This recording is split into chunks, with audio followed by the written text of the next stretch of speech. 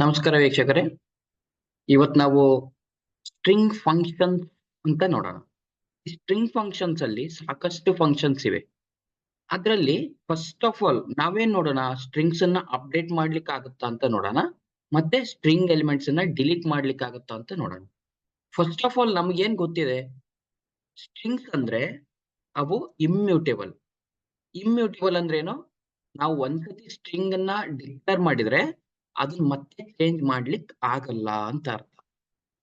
So ಇಲ್ಲಿ ನೋಡ್ತಾ ಇದ್ರಲ್ಲ, ಇಲ್ಲಿ ನಾನೊಂದು ಸ್ಟ್ರಿಂಗ್ ಅನ್ನ ಸ್ಟೋರ್ ಮಾಡ್ತಾ ಇದ್ದೇನೆ, ಹಲೋ ಪೈಥಾನ್ ಅಂತ. ಅದು str1 ಅಲ್ಲಿ ಸ್ಟೋರ್ ಮಾಡ್ತಾ ಇದ್ದೇನೆ.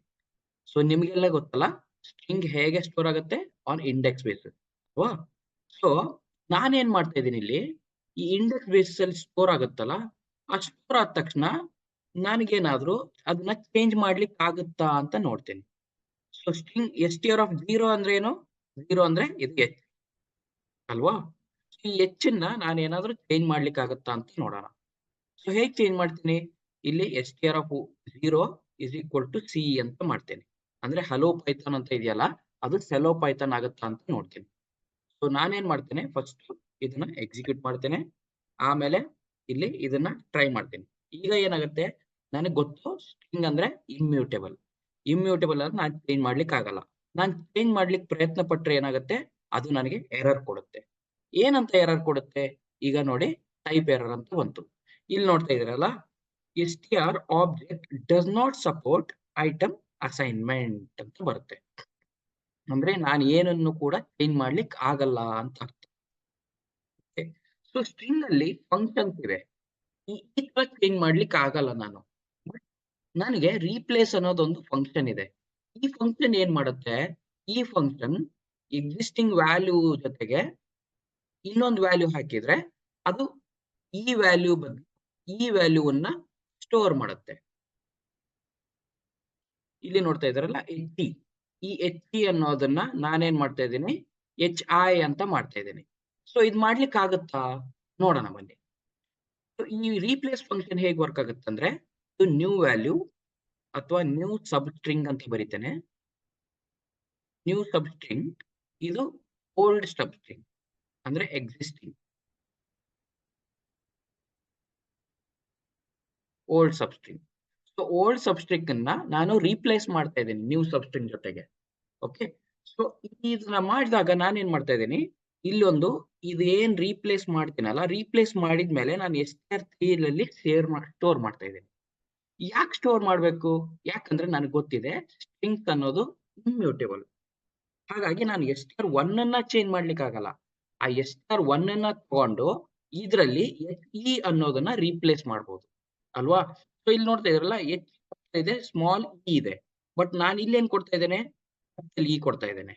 ಸೊ ಹೀಗ್ ಮಾಡಿದ್ರೆ ಏನಾಗುತ್ತೆ ನೋಡಿ ವೀಕ್ಷಕರೇ. ಸೊ ಅದು ನನಗೆ HELLO ಆಸ್ ಇಟ್ ಇಸ್ ಕೊಡುತ್ತೆ. ಯಾಕೆ? ಯಾಕಂದ್ರೆ ಅದು ಸ್ಟ್ರಿಂಗ್ ರೀಪ್ಲೇಸ್ ಮಾಡ್ಲಿಕ್ಕೆ ಆಗ್ಲಿಲ್ಲ ಅದ್ರ ಹತ್ರ. ಯಾಕಾಗಿಲ್ಲ? ಈ ಅವೈಲೇಬಲ್ ಇಲ್ಲ. ಸಪೋಸ್ ನಾನಿಲ್ಲಿ HELLO ಅಂತ ಮಾಡ್ತೇನೆ. ಸೊ ಈ ಹಲೋ ಜೊತೆಗೆ ಹಲೋ ಬದಲು ಹಾಯ್ ಪೈಥಾನ್ ಅಂತ ಹಾಕ್ಬೇಕು. ಸೊ ಅದನ್ನ ಮಾಡ್ಲಿಕ್ಕೆ ಆಗುತ್ತಾ ನೋಡೋಣ. ಸೊ ನಾನ್ ನೋಡಿದ್ರೆ ಈಗ ನೋಡಿ, ಹಾಯ್ ಪೈಥಾನ್ ಅಂತ ಬಂತು. ಈಗ ನನಗೆ ಒರಿಜಿನಲ್ ಸ್ಟ್ರಿಂಗ್ ಏನಾದ್ರು ರೀಪ್ಲೇಸ್ ಆಗಿದೆಯಾ? ಅದನ್ನ ನೋಡೋಣ. str1 ನಲ್ಲಿ ಏನಿದೆ? ನನ್ಗೆ ಗೊತ್ತು ಇಮ್ಮ್ಯೂಟೇಬಲ್ ಅಂತ. str3 ಅಂತ ಬರೆದ್ರೆ ಅದು ಹಾಯ್ ಪೈಥಾನ್ ಅಂತ ಕೊಡ್ತಾ ಇದೆ. ಬಟ್ str1 ಚೇಂಜ್ ಆಗಿದೆಯಾ? ನೋಡಿ, ಇದನ್ನ ಎಕ್ಸಿಕ್ಯೂಟ್ ಮಾಡಿದ್ರೆ ಅದು ತೋರಿಸುತ್ತೆ ಚೇಂಜ್ ಆಗಿಲ್ಲ ಅಂತ. ಓಕೆ. ಸೊ ಇಲ್ಲಿ ನೋಡಿ, str1 ಅನ್ನೋದು ನನಗೆ ಒರಿಜಿನಲ್ ಸ್ಟ್ರಿಂಗ್ ಆಗಿ ಉಳಿದಿದೆ. ಸೊ ಯಾಕೆ ಹೀಗೆ? ಈ ಒರಿಜಿನಲ್ ಸ್ಟ್ರಿಂಗ್ ಯಾಕಿದೆ? ಯಾಕಂದ್ರೆ str ಅನ್ನೋದು ಒಂದು ಇಮ್ಮ್ಯೂಟೇಬಲ್ ಡೇಟಾ ಟೈಪ್. ಸೊ ಇಮ್ಮ್ಯೂಟೇಬಲ್ ಅಂದ್ರೆ ನಾನು ಚೇಂಜ್ ಮಾಡ್ಲಿಕ್ಕೆ ಆಗಲ್ಲ. ಮತ್ತೆ ನೀವು ಚೇಂಜ್ ಮಾಡಿದ್ರಲ್ಲ ಅಂತ. ನಾನು ಚೇಂಜ್ ಮಾಡಿಲ್ಲ. ಸೊ ನಾನೇನ್ ಮಾಡಿದ್ದೀನಿ, ಒರಿಜಿನಲ್ ಸ್ಟ್ರಿಂಗ್ ಅನ್ನ ತಗೊಂಡಿದ್ದೀನಿ. ಅದರಲ್ಲಿ HELLO ಅನ್ನ ಬಿಟ್ಟು HI ಅಂತ ಹಾಕ್ತಾ ಇದ್ದೀನಿ. ಅದನ್ನೆಲ್ಲ ಹಾಕಿದ್ದು HI ಪೈಥಾನ್ ಅಂತ ಇದೆಯಲ್ಲ, ಅದನ್ನೆಲ್ಲವನ್ನು ನಾನು str3 ಒಳಗಡೆ ಸ್ಟೋರ್ ಮಾಡ್ತಾ ಇದ್ದೀನಿ. ಓಕೆ. ಸೊ ಹಾಗಾಗಿ ಒರಿಜಿನಲ್ ಸ್ಟ್ರಿಂಗ್ ನನಗೆ as it is remains same. So ಹೀಗೆ ನಿಮಗೆ ರೀಪ್ಲೇಸ್ ಫಂಕ್ಷನ್ ವರ್ಕ್ ಆಗುತ್ತೆ. ಮತ್ ನಾನು ಡಿಲೀಟ್ ಮಾಡ್ಬೋದಾ ಅಂತ ಕೇಳಿದ್ದೆ ಅಲ್ವಾ? ಸೊ ಡಿಲೀಟ್ ಮಾಡ್ಬೋದಾ? ಎಸ್, ಡಿಲೀಟ್ ಮಾಡ್ಬೋದು. ಏನನ್ನ ಡಿಲೀಟ್ ಮಾಡ್ಬೋದು? ಫುಲ್ ಸ್ಟ್ರಿಂಗ್ ಅನ್ನ ಮಾತ್ರ ಡಿಲೀಟ್ ಮಾಡಬಹುದು. ನಾನು ಯಾವುದೋ ಒಂದು ಎಲಿಮೆಂಟ್ ಡಿಲೀಟ್ ಮಾಡ್ಲಿಕ್ಕೆ ಬರಲ್ಲ. ಫುಲ್ ಸ್ಟ್ರಿಂಗ್ ಅನ್ನ ಡಿಲೀಟ್ ಮಾಡಬೇಕು. ಸೊ ನಾನು ಡೆಲ್ ಅನ್ನೋ ಕೀವರ್ಡ್ ಅನ್ನ ಯೂಸ್ ಮಾಡಿಬಿಟ್ಟು str1 ಅಂತ ಕೊಟ್ರೆ, ಆ str1 ಅನ್ನೋದು ಅವೈಲೇಬಲ್ ಇದ್ರೆ ಅದೇನ್ ಮಾಡುತ್ತೆ, ನನ್ನ ಮೆಮೊರಿ ಲೊಕೇಶನ್ ಅಲ್ಲಿ ಏನ್ str1 ಅಂತ ಸ್ಟೋರ್ ಆಗಿರುತ್ತಲ್ಲ, ಸೊ ಇಲ್ಲಿ ನೋಡಿ ನನಗೆ ಹಲೋ ಪೈಥಾನ್ ಅನ್ನೋದು ಸ್ಟೋರ್ ಆಗಿರುತ್ತೆ. ಹಲೋ ಪೈಥಾನ್ ಅನ್ನೋದು ಸ್ಟೋರ್ ಆಗಿರುತ್ತೆ. ಇದು str1. ಸೊ ಇದೇನ್ ಮಾಡುತ್ತೆ, ಡೆಲ್ ಕೀವರ್ಡ್ ಈ str1 ಇದೆಯಲ್ಲ, ಇದನ್ನೆಲ್ಲ ಹೋಗ್ಬಿಟ್ಟು ಡಿಲೀಟ್ ಮಾಡುತ್ತೆ. ನನ್ನ ಮೆಮೊರಿ ಲೊಕೇಶನ್ ಅಲ್ಲಿಂದ ಡಿಲೀಟ್ ಮಾಡುತ್ತೆ. ಸೊ ಈ ಮೆಮೊರಿ ಲೊಕೇಶನ್ ಅಲ್ಲಿ ಈಗ str1 ಇದೆಯಾ? ಇಲ್ಲ. ಸೊ ನಾನು ಒಂದ್ ಇದನ್ನ ಎಕ್ಸಿಕ್ಯೂಟ್ ಮಾಡಿದ್ರೆ ಸಾಕು, ಆ str1 ಅನ್ನೋದು ಹೋಗ್ಬಿಟ್ಟಿರುತ್ತೆ. ಸೊ ನಾನು ಮತ್ತೆ str1 ಅನ್ನ ಪ್ರಿಂಟ್ ಮಾಡ್ಲಿಕ್ಕೆ ನೋಡಿದ್ರೆ ಅದು ನನಗೆ str1 ಅನ್ನೋದು ಇದನ್ನ ಎಕ್ಸಿಕ್ಯೂಟ್ ಮಾಡಿದ ತಕ್ಷಣ ಏನಾಗುತ್ತೆ, ಇದು ಮೆಮೊರಿ ಲೊಕೇಶನ್ ಅಲ್ಲಿ ಹೋಗುತ್ತೆ. ಈ ಮೆಮೊರಿ ಲೊಕೇಶನ್ ಅಲ್ಲಿ str1 ಅನ್ನೋದು ಇಲ್ಲ. ಸೊ ಹಾಗಾಗಿ ಏನಾಗುತ್ತೆ, ಅದು ನೇಮ್ ಎರರ್ ಕೊಡುತ್ತೆ. ಸೊ ಈಗ ನಾನು ಅದನ್ನ ಎಕ್ಸಿಕ್ಯೂಟ್ ಮಾಡಿದ್ರೆ ಏನಾಗುತ್ತೆ, ಅದು ನನಗೆ ನೇಮ್ ಎರರ್ ಕೊಡುತ್ತೆ. ಏನಂತ, str1 ಈಸ್ ನಾಟ್ ಡಿಫೈನ್ಡ್ ಅಂತ ಕೊಡುತ್ತೆ. ಯಾಕಂದ್ರೆ ನನಗೆ ಪೈಥಾನ್ ಇಂಟರ್ಪ್ರಿಟರ್ ಗೆ ಅದು ಗೊತ್ತಿಲ್ಲ, str1 ಅನ್ನೋದು ಏನಂತ ಗೊತ್ತಿಲ್ಲ. ಸೊ ಹಾಗಾಗಿ ಅದನ್ನ ಡಿಫೈನ್ ಮಾಡಿಲ್ಲ ಅಂತ ಕೊಡುತ್ತೆ. ಈ ತರ ನೀವು ಸ್ಟ್ರಿಂಗ್ ಅನ್ನ ಮಾಡಿಫೈ ಮಾಡಬಹುದು using replace function.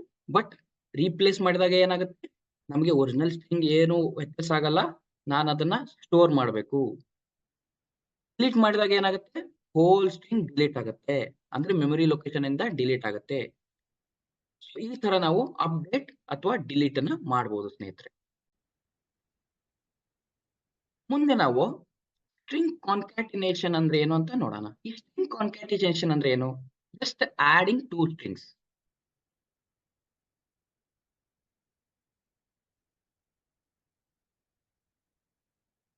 Adding two strings ಅನ್ನ ನಾವು ಸ್ಟ್ರಿಂಗ್ ಕಾನ್ಕ್ಯಾಟಿನೇಷನ್ ಅಂತ ಹೇಳ್ತೀವಿ.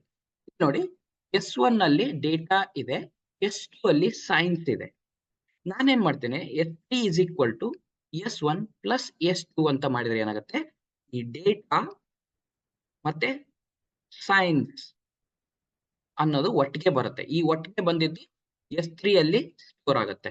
S3 ಅಲ್ಲಿ ಡೇಟಾ ಮತ್ತೆ ಸೈನ್ಸ್ ಅನ್ನೋದು ಸ್ಟೋರ್ ಆಗುತ್ತೆ.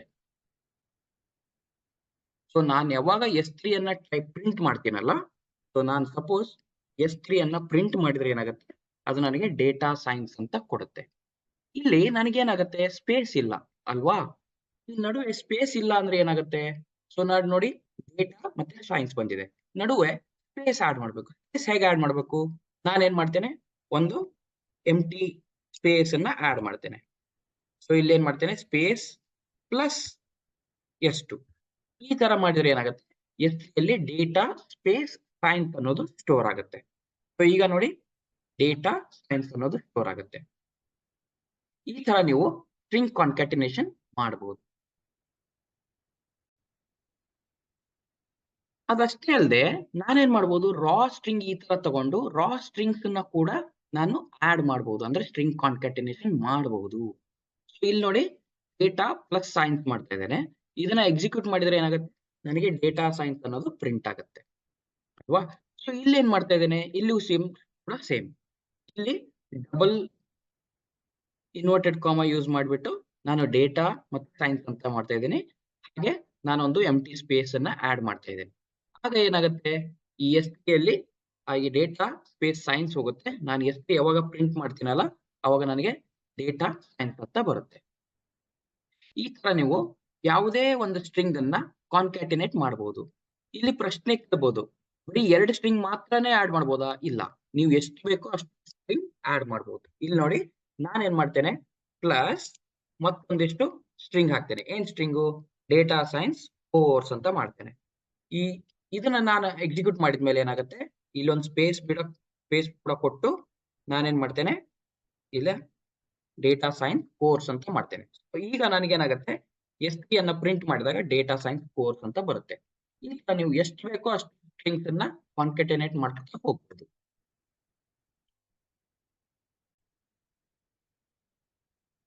ಮುಂದೆ ನಾವು ಸ್ಟ್ರಿಂಗ್ ಮೆಂಬರ್ಶಿಪ್ ಅಂತ ನೋಡೋಣ. ಈ ಸ್ಟ್ರಿಂಗ್ ಮೆಂಬರ್ಶಿಪ್ ಅಂದ್ರೆ ಏನ್ ಗೊತ್ತಾ, ನಾನು ಯಾವುದೇ ಒಂದು ಸ್ಟ್ರಿಂಗ್ ಅಲ್ಲಿ ನಾನು ಒಂದು ಸಬ್ ಸ್ಟ್ರಿಂಗ್ ಅನ್ನ ತಗೊಂಡು ಈ ಹಲೋ ಅನ್ನೋ ಸಬ್ ಸ್ಟ್ರಿಂಗ್ ಅನ್ನ ತಗೊಂತೇನೆ, ಮತ್ತೆ ಇನ್ ಅನ್ನೋ ಕೀವರ್ಡ್ ಅನ್ನ ಸ್ಟೇಟ್ ಮಾಡ್ತೇನೆ.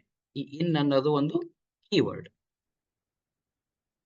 ಈ ಇನ್ ಅನ್ನೋ ಕೀವರ್ಡ್ ಯೂಸ್ ಮಾಡಿ ನಾನು ಮೈ ಎಸ್ ಟಿ ಆರ್ ಅಂತ ಮಾಡಿದ್ರೆ ನಿಮ್ಗೆ ಗೊತ್ತು, ನಾರ್ಮಲ್ ಇಂಗ್ಲಿಷ್ ಹಲೋ ಇನ್ ಮೈ ಎಸ್ ಟಿ ಆರ್ ಅಂದ್ರೆ ಅದು ನಾನು ಪ್ರಶ್ನೆ ಕೇಳ್ತಾ ಇದ್ದೀನಿ. ಮೈ ಎಸ್ ಟಿ ಆರ್ 1 ನಲ್ಲಿ ಹಲೋ ಇದೆಯಾ ಅಂತ ಕೇಳ್ತಾ ಇದ್ದೀನಿ. ಪೈಥಾನ್ ಇಂಟರ್ಪ್ರಿಟರ್ ಏನ್ ಮಾಡುತ್ತೆ, ಈ ಮೈ ಎಸ್ ಟಿ ಆರ್ ಏನಂತ ನೋಡುತ್ತೆ. ಈ ಮೈ ಎಸ್ ಟಿ ಆರ್ ಅಲ್ಲಿ ಏನಿದೆ, hello Python hello everyone ಅನ್ನೋದಿದೆ. ಈ ಹಲೋ ಎವ್ರಿ ಒನ್ ಅಲ್ಲಿ ಇದು ಎಲ್ಲೆಲ್ಲೋ ಇದೆಯಾ, ಎಸ್ ಇದೆ. ಸೊ ಇದು ಇದ್ರೆ ಇದು ನನಗೆ ಟ್ರೂ ಅಂತ ಕೊಡುತ್ತೆ. ಈ ಸಬ್ಸ್ಟ್ರಿಂಗ್ ಸಪೋಸ್ ಇಲ್ಲ ಅಂದ್ರೆ ಫಾಲ್ಸ್ ಅಂತ ಕೊಡುತ್ತೆ. ಈ ಸದ್ಯಕ್ಕೆ ಹಲೋ ಅನ್ನೋದು ಇದೆ, ಸೊ ಹಾಗಾಗಿ ಅದು ನನಗೆ ಟ್ರೂ ಅಂತ ಕೊಡುತ್ತೆ. ಸೊ ಈಗ ನೋಡಿ ನಾನು ಎಕ್ಸಿಕ್ಯೂಟ್ ಮಾಡಿದ್ರೆ ಅದು ನನಗೆ ಟ್ರೂ ಅಂತ ಕೊಡುತ್ತೆ. ಸೊ ಇಲ್ಲಿ ನಾನೇನ್ ಮಾಡ್ತೇನೆ, ಫಸ್ಟ್ ಇದನ್ನ ಎಕ್ಸಿಕ್ಯೂಟ್ ಮಾಡ್ತೇನೆ, ದೆನ್ ಇದನ್ನ ಎಕ್ಸಿಕ್ಯೂಟ್ ಮಾಡ್ತೇನೆ. ಸೊ ನನಗೆ ಟ್ರೂ ಅಂತ ಬರುತ್ತೆ. ಸೊ ಟ್ರೂ ಅಂತ ಯಾಕೆ ಬಂತು, ಯಾಕಂದ್ರೆ ಹಲೋ ಅನ್ನೋದು ಮೈ ಎಸ್ ಟಿ ಆರ್ 1 ನಲ್ಲಿ ಇದೆ. ಸೊ ನಾನೇನ್ ಮಾಡ್ತೇನೆ, ಸಪೋಸ್ ಇದೇ ಹಲೋನ ಕ್ಯಾಪಿಟಲ್ ಅಲ್ಲಿ ಕೊಟ್ರೆ ಅದು ನನಗೆ ಫಾಲ್ಸ್ ಅಂತ ಕೊಡುತ್ತೆ. ಯಾಕೆ ಗೊತ್ತಾ, ಪೈಥಾನ್ ಅನ್ನೋದು ಒಂದು ಕೇಸ್ ಸೆನ್ಸಿಟಿವ್. ಇಲ್ಲಿ ಇ ಎಲ್ ಎಲ್ ಅನ್ನೋದು ಸ್ಮಾಲ್ ಕೇಸ್ ಅಲ್ಲಿ ಇದೆ, ನಾನು ಇಲ್ಲಿ ಕ್ಲಿಕ್ ಮಾಡ್ತಾ ಇರೋದು ಕ್ಯಾಪಿಟಲ್ ಇ ಎಲ್ ಎಲ್, ಹಾಗಾಗಿ ಅದು ಫಾಲ್ಸ್ ಅಂತ ಕೊಡುತ್ತೆ. ಈ ತರ. ಸೊ ನೀವು ಯಾವುದೇ ಸಬ್ಸ್ಟ್ರಿಂಗ್ ಇದ್ರೆ ಅದು ಟ್ರೂ ಅಂತ ಕೊಡುತ್ತೆ, ಆ ಸಬ್ಸ್ಟ್ರಿಂಗ್ ಇಲ್ಲ ಅಂದ್ರೆ ಫಾಲ್ಸ್ ಅಂತ ಕೊಡುತ್ತೆ. ಈ ತರ ನಿಮಗೆ ಮೆಂಬರ್ಶಿಪ್ ವರ್ಕ್ ಆಗುತ್ತೆ ಸ್ನೇಹಿತರೆ. ಸ್ಟ್ರಿಂಗ್ ಫಂಕ್ಷನ್ಸ್ ಪಾರ್ಟ್ 1 ಅರ್ಥ ಆಗಿದೆ ಅಂತ ಅನ್ಕೊಂತೀನಿ ಸ್ನೇಹಿತರೆ. ಮುಂದಿನ ಸಂಚಿಕೆಯಲ್ಲಿ ಮತ್ತಷ್ಟು ನೋಡೋಣ. ಅಲ್ಲಿವರೆಗೂ ಧನ್ಯವಾದಗಳು.